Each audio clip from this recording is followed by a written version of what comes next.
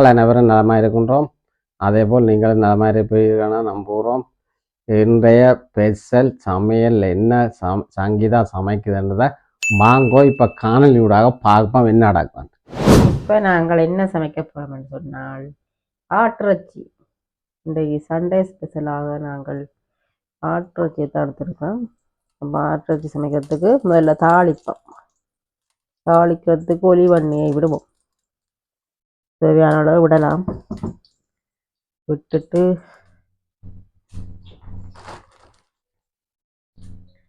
ஒலிவெண்ணெய் கொதிக்கட்டும்.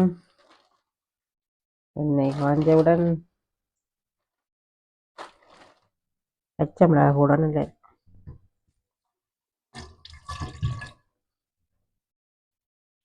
பச்சை மிளகாயை கீராக வெட்டி போடலாம்.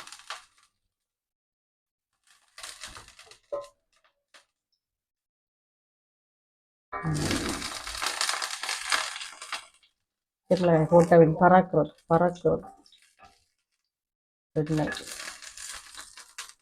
அழகு உடனே போட்டோடைய பறக்குது, பறக்காது. இப்போ நாங்கள் வெங்காயத்தை போடுவோம்.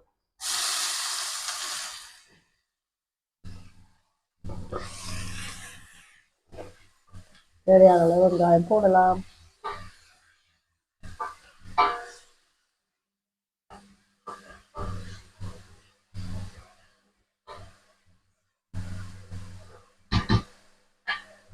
வெங்காயம் நல்லா வதங்கட்டும். வதங்கியதில் பார்ப்போம். இந்த கட்டத்தில் நாங்கள் பெருஞ்சீரகம் சேர்ப்போம். இடையில போட்டால் தான் பெருஞ்சீரகம் வாசனை. இந்தியாவில் பார்த்தீங்கன்னா ஆட்டிறைச்சி நான் அவிச்சு போட்டு வடித்து வாடகத்துக்கு வாட்டி எடுக்கிறேன்.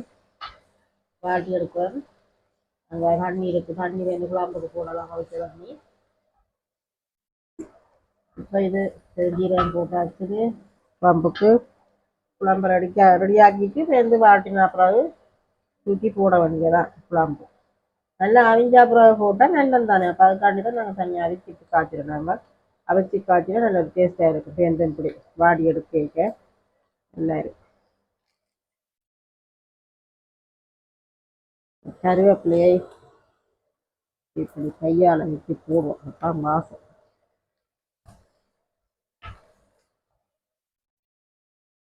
இதையும் போட்டு கிளறி விட்டுட்டு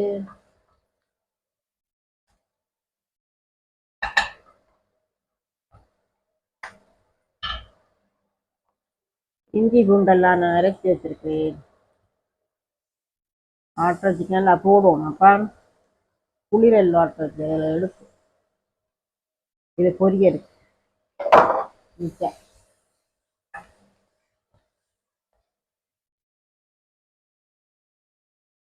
இஞ்சி பூண்டு சேர்த்தா தான் நல்லது.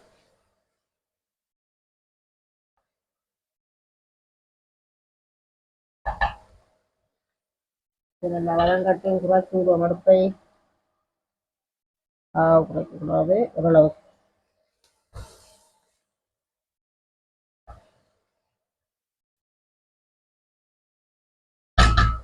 வதங்கட்டும். இஞ்சால பார்த்தால் தண்ணி வடித்த தண்ணியெல்லாம் பத்தி விட்டுது. வாட்டி கொண்டிருக்கேன். இப்படி அதை வாட்டி போட்டு குழம்புக்குள்ளே போட்டால் ஒரு டேஸ்ட் கொடுத்துருக்கேன். நல்லா இருக்கு. தெரிஞ்ச மாதிரி நல்லா இருக்கு. நீங்களும் செய்து பார்க்கலாம். பார்த்துட்டு கமெண்ட் பண்ணலாம். அப்படி இருந்தால்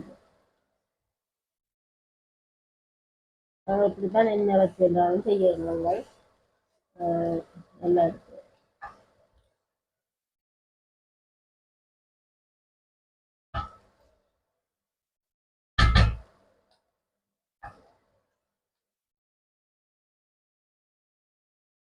வணங்கட்டும்.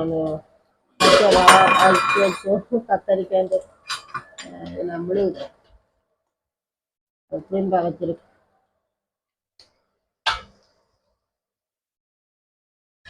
ஆட்டிறைச்சி கத்தரிக்காய் முக்கியம் வேணும்.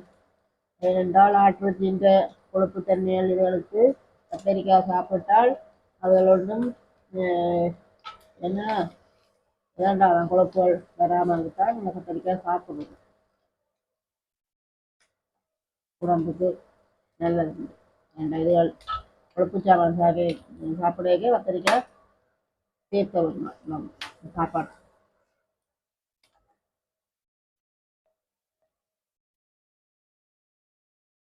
அதுக்காண்டி தான் கத்திரிக்காய் சாப்பிடும். வச்சி கறிகளுக்கு கத்திரிக்காய் தான் வைக்கிறது. அப்போ இந்த கொழுப்பு சாப்பிட்டாலும் அப்புறம் கத்திரிக்காய் சாப்பிட்றபடியா எங்களுக்கு கொழுப்பு சாப்பிட்ற அளவு குறை.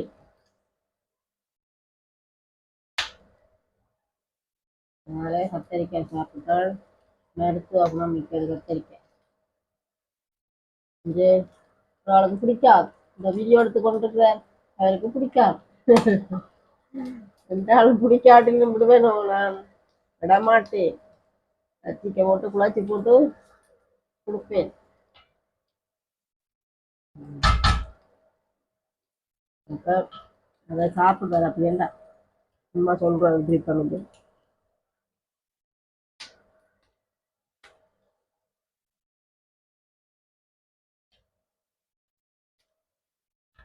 இனி இந்த கட்டத்துல நாங்கள் பேஸ்ட் போடுவோம்.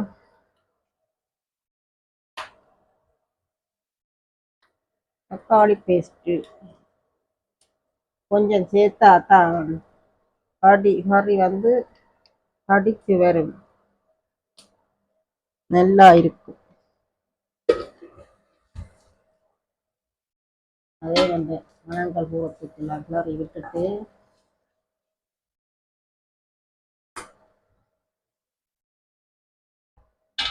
இனி நாங்கள் தேவையான அளவு தூளை சேர்க்கலாம். விரும்பிய அளவு தூளை சேர்க்கலாம்.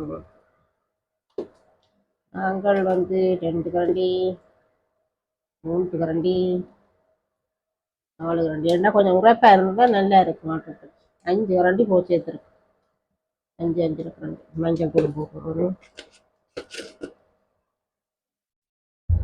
சின்ன கரண்டியாலாம் பெரிய கரண்டி இல்லை, பெரிய கரண்டியால் சேர்க்க மாட்டேன், நல்லா உரைச்சி நம்புறேன். இதை சாப்பிடாது. மல்லித்தூளும் சேர்த்தோம். அப்போ தான் இந்த உரைப்பின் அளவை குறைச்சி கறியும் தடித்து நல்லா வரும். இப்போ இதே ஒரு கிளறிக்கு வடித்து வச்சிருக்கிற அந்த அவிக்க தண்ணி இருக்கல்லோ ஆட்டுறச்சிண்டு அதை விடுவோம். எனக்கு ஒதுமிக்க விடக்கூடாது, கொஞ்சம் கிளறி விட்டுரும் தூள் அவிய.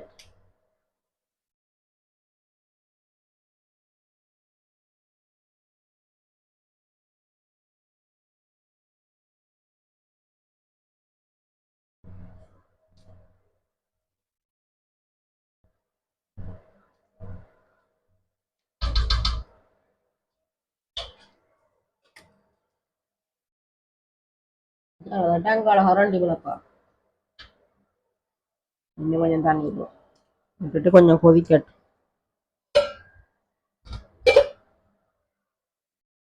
சிறிது நேரம் கழிச்சு பார்ப்போம். பார்த்தீங்கன்னா முதல் விட்ட தண்ணிக்கு நான் அவிக்க தண்ணி விட்டுறானல்லோ கொஞ்சம் அடித்து வந்துட்டு இனி இந்த தண்ணியை விடுவோம். அவிக்க தண்ணி தான், இறைச்சி அவிக்க தண்ணி கிளறி விட்டுட்டு இன்னும் இருக்கு தண்ணி, மிச்ச தண்ணி இருக்குது. கொஞ்சம் கொஞ்சமாக தான் விடவும். டக்குன்னு விட்டால் குழம்பு தண்ணியாக தான் வேண்டு வரும்.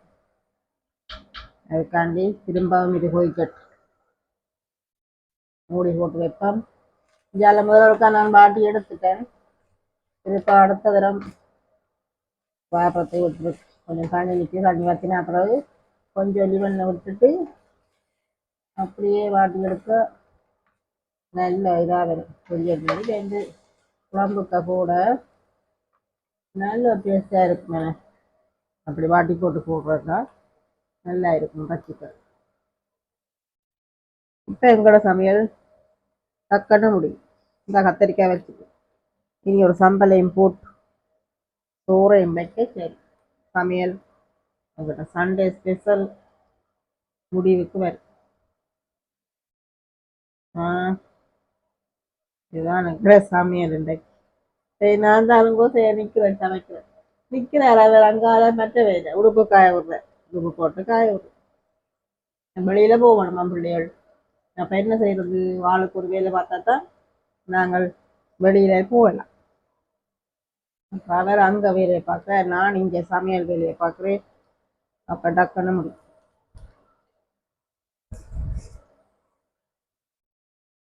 ரெண்டு பேரும் இருக்கலாம் என்றால் வந்து ஒரு இடம் பூர்ண காட்டிட்டு மிச்ச வேலையை அவர் பார்க்கல.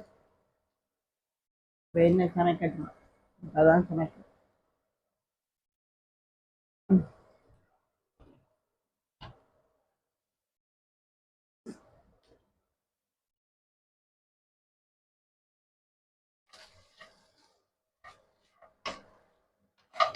கொஞ்சம் நல்ல வெயில் அடிக்குது.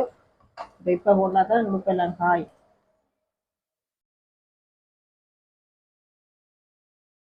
இந்த இப்போ தண்ணி குழம்பு கொதிச்சிட்டு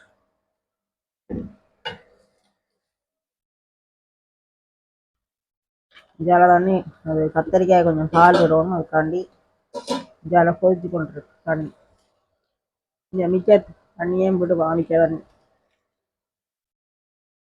கொஞ்சம் கொஞ்சமாக குழஞ்சு விட குழம்பு நல்லா வரும்.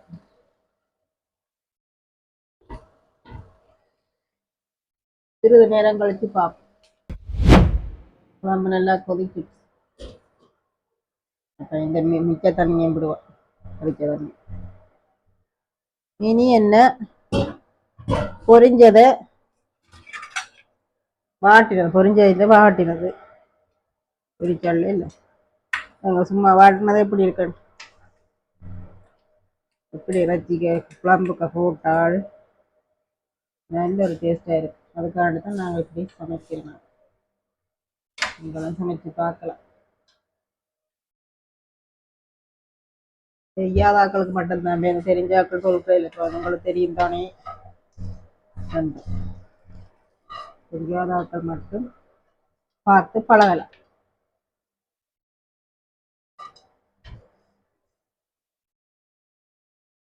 ஒரு முறை சாப்பிட்டா விட மாட்டீங்க. இப்படித்தான் செய்து சாப்பிடுவீங்க.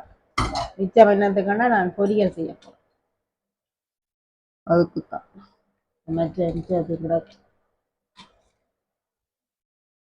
இப்படியே கொஞ்ச நேரம் குறைச்சி விட்டால் இறைச்சி எல்லாம் குழம்போட சேர்ந்து நல்லா இருக்கும்.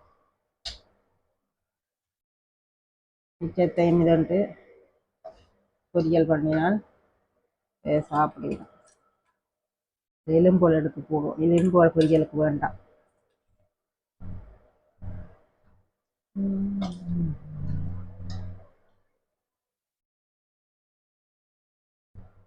ஓகே, இது பொரியலுக்கான.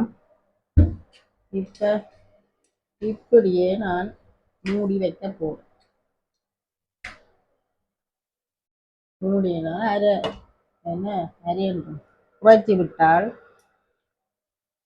அப்படியே கறி வத்தி எல்லாத்தோட சேர்ந்து குழம்பு ரெடி ஆயிடும்.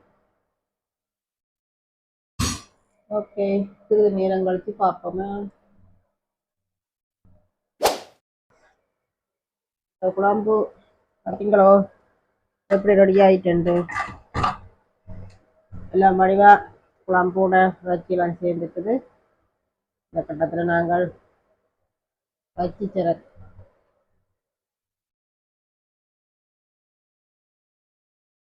கடைசியாக தான் நான் போடுறேன். நான் வச்சு சிறகு வாசனை இருக்குது.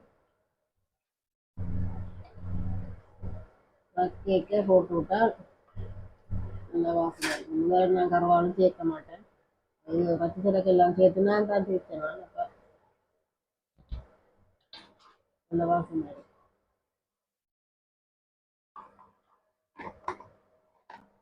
இந்த கட்டத்தில் கருவேப்பிலை இருக்குல்லோ அதை நாங்கள் அப்படியே கொஞ்சம் இப்படியே போட்டுவிடுவோம். அப்போ நல்ல வாசனை முதலும் போட்டது தானே. இப்போ ரக்கிற கட்டத்தில் போட்டால் இந்த கருவேப்பிலை வாசம் மற்றது ரசிச்சிடக்கிற வாசம் அப்படியே இருக்குமே. அப்போ நல்ல ஒரு டேஸ்ட்டாக இருக்கும். அதுக்காண்டி போட்டுருந்தேன். இதை இனி மூடி கொஞ்ச நேரம் வச்சா சரி, நிப்பாட்டினாலும் சரிதான். கொஞ்ச நேரம் குறைச்சி விடுவோம். இந்தியாவில் நாங்கள் இறைச்சி பொரியலுக்கு இறைச்சி கொண்டு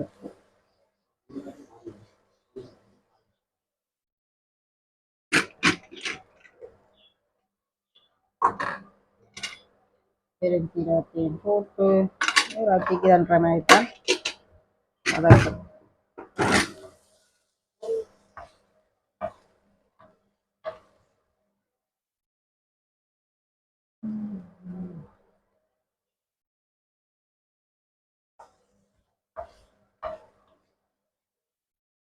ஏற்கனவே நான் மாட்டி வச்சுருக்கேன் இறைச்சி. நீ இது இஞ்சி உள்ளியம் போட்டு வதக்கிட்டு இறைச்சியை கொட்டிக்கலாம், ரெண்டு தோளுகளை போடலாம்.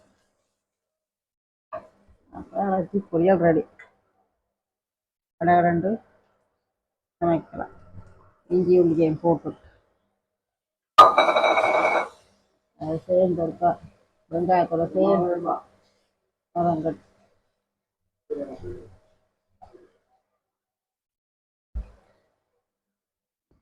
சரி, நீ இறைச்சி குழம்பு நிப்பாட்டலாம்.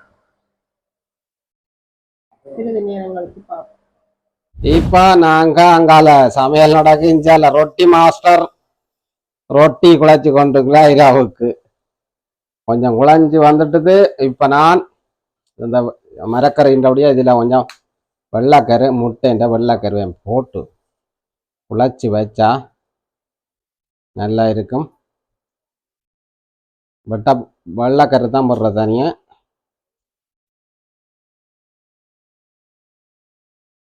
பாப்பீங்கன்னா இந்த இந்த இதுதான் அந்த வெடுக்கன்று சொல்றேன். இது நாங்க போடுறது இல்லை.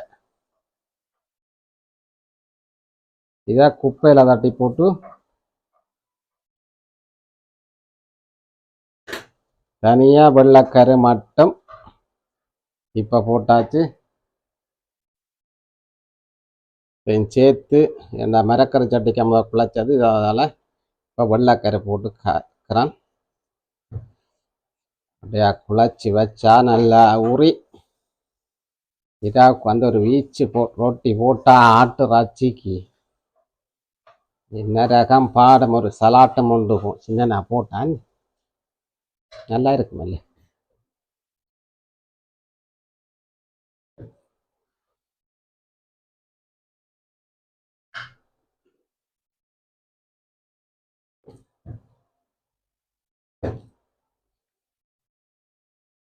கொஞ்சமா கலப்பம்.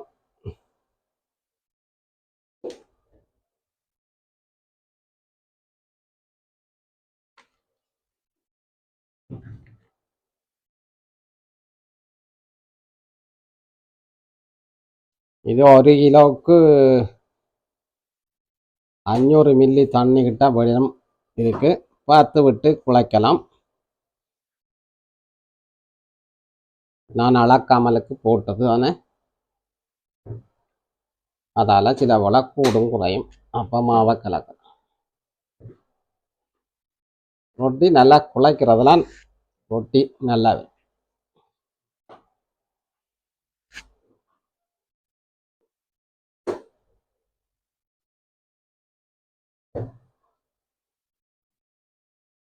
இன்னும் கொஞ்சம் மா கலக்கலாம் போது.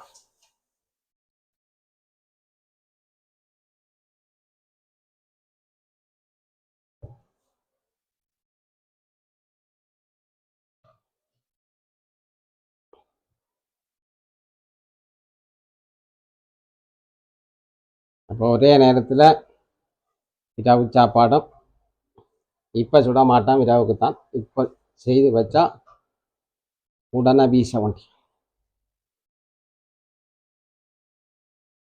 இப்போ குழைச்சிட்டு இப்படியே வடிவா குழைக்க மாட்டோம். குழைச்சிட்டு வடிவா ஒரு பதம் தெரியும்.